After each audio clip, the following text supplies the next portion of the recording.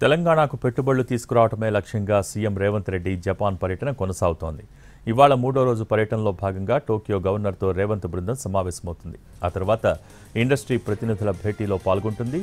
Toyota, Toshiba, ఐసిన్, ఎన్టీటీతో పాటు పలు కంపెనీల సీఈఓలతో వేర్వేరుగా సమావేశం కానుంది.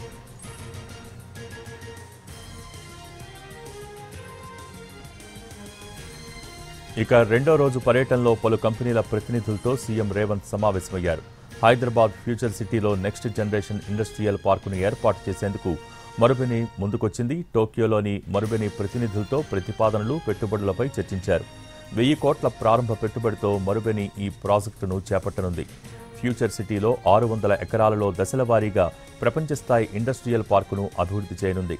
దీని ద్వారా తెలంగాణలో ప్రత్యక్షంగా, పరోక్షంగా సుమారు 30,000 మందికి ఉద్యోగ అవకాశాలు లభిస్తాయి.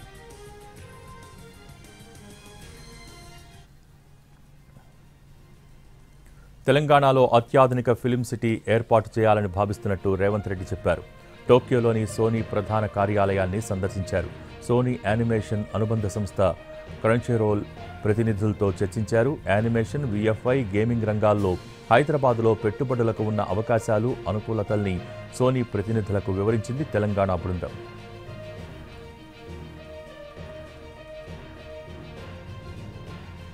అనంతరం జపాన్ ఇంటర్నేషనల్ కోఆపరేషన్ ఏజెన్సీ జైకాతో సీఎం రేవంత్ రెడ్డి చర్చలు జరిపారు.